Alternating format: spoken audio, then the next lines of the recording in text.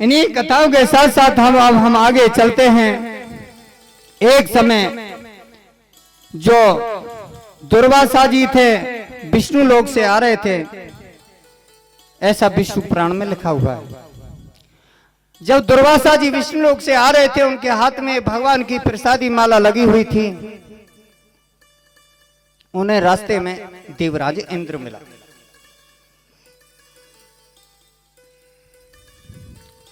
और दुर्वासा जी ने वह माला जो थी भगवान की प्रसादी माला देवराज इंद्र के गले में पहना दी।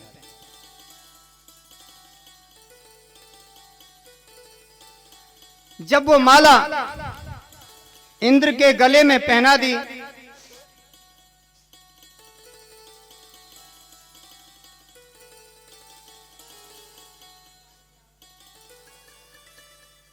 इंद्र ने वह माला अपने गले से उतारी, हाथी के गले में डाल दी।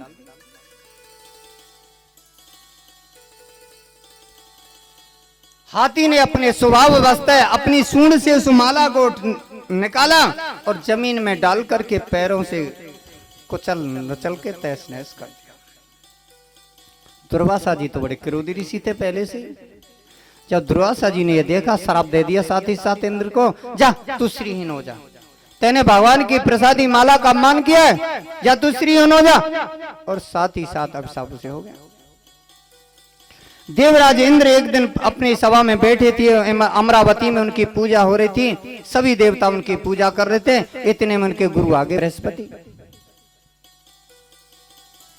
और जैसे गुरु बृहस्पति आए तो गुरु बृहस्पति की पूजा करने की वजह से अब इंद्र की जब दृष्टि पड़ी कि गुरु बृहस्पति आ गए, अब इंद्र ने देखा कि गुरु बृहस्पति आ गए, अगर मैं गुरुजी को बुलाता हूं, आदर सत्कार करता हूं, तो मेरी पूजा भी बंद हो जाएगी। और जान मान करके गुरु को आया हुआ देख करके इंद्र ने नीचे गर्दन कर ली और गुरु बृहस्पति वहां से खड़े खड़े लौट गए।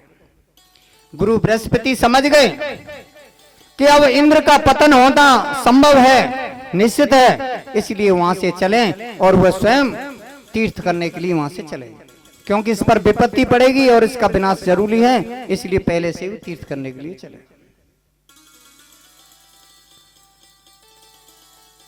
दैत्यों ने उसे श्राप लग गया, इधर में तो गुरु अपराध का श्राप और इधर में दुर्वासा का श्राप, और दैत्यों ने इंद्र पर आक्रमण किया, उनका स्वर्गराज छीन लिया।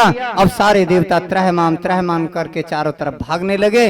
भगवान विष्णु के पास पहुंचे। भगवान विष्णु से कहा, हमारा जो स्वर्ग लोक जो है दैत्यों ने छीन लिया है, आप हमारे ऊपर कृपा कीजिए। कहा कि तुम ऐसा करिए, गुरु बृहस्पति के द्वारा यज्ञ करिए और यज्ञ से बलवान होकर के तब तुम देवताओं से अपना स्वर्ग ले सकते हैं। बोले गुरु बृहस्पति है नहीं, पता नहीं कहां चलेंगे, खोजने से मिले ही नहीं। बोले गुरु बृहस्पति का पुत्र है कच्छ, उसे लेके आइए। तो गुरु बृहस्पति का पुत्र कच्छ था, बोले वो भी नहीं मिला है।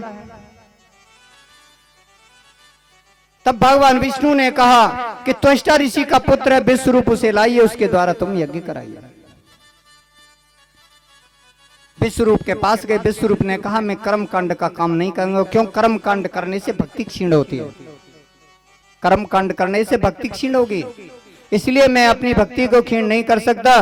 तब उन्होंने देवता का कार्य मान करके, प्रभु की इच्छा मान करके देवताओं का यज्ञ किया और देवताओं को यज्ञ करा करके देवताओं की जितनी भी खोई हुई संपत्ति थी सब वापिस करा दी।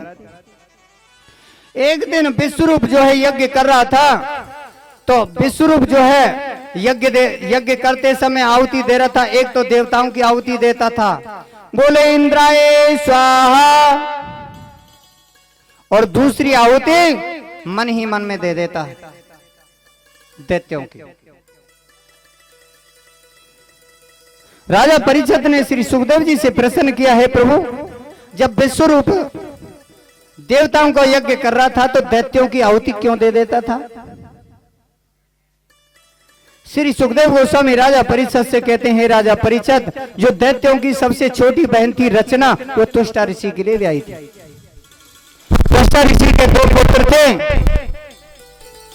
विश्वरूप और सन्निवेश, इसलिए वो एक आहुति तो देवताओं की देता था और माँ की ममता के वास्ते एक आहुति जो है दैत्यों की देता था, क्योंकि उसकी माता जो है दैत्य कुल की थी।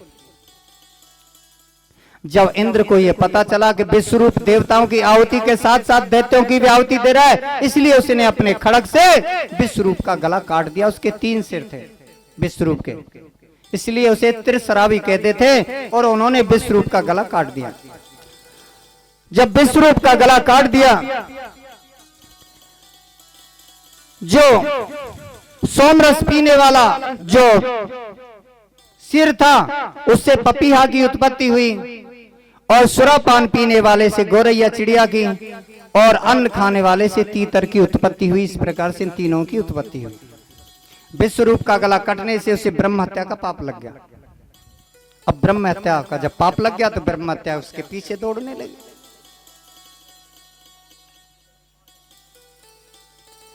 इंद्र ने उस ब्रह्म हत्या को 4 जगह में विभाजित कर दिया। वृक्ष में, स्त्री में, जल में और पृथ्वी में। ध्यान देके सुनेंगे सब लोग। वृक्ष ने इस शर्त पर उस ब्रह्म हत्या के पाप को स्वीकार किया कि अगर कोई बीच में से हमें काट देगा तो दोबारा हम फिर से हरे भरे हो जाने चाहिए, दोबारा से फूट आना चाहिए। तो पौधा फूटता है कि नहीं? काट देते हैं तो फिर हरा भरा हो जाता है। और उसने जो वृक्ष में गोंद निकलता है ना, वो गोंद जो है ब्रह्म हत्या का पाप है।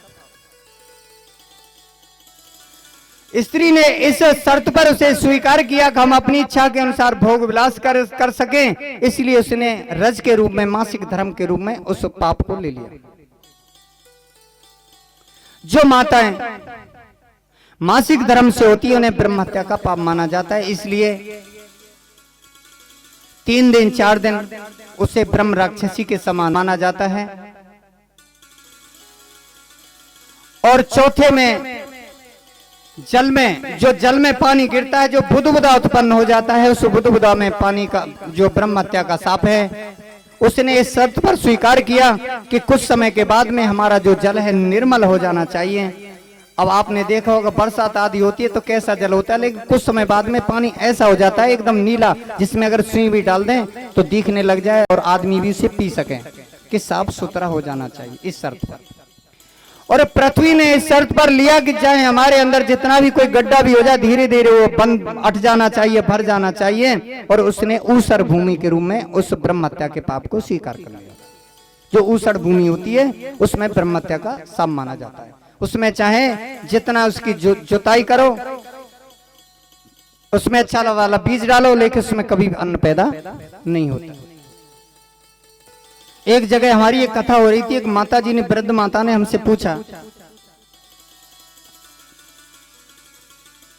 कि महाराज जी ये बताइए, ऐसी अवस्था में क्या भागवत की कथा सुन सकते हैं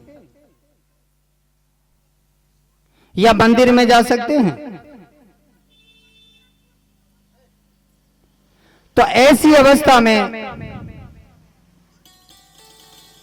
जब माता मासिक धर्म से हो, उस समय उसे तुलसी में पानी नहीं देना चाहिए। घर में ठाकुर जी की, गोपाल जी की सेवा नहीं करनी चाहिए, गोपाल जी के लिए रसोई नहीं बनानी चाहिए, इसमें पाप है।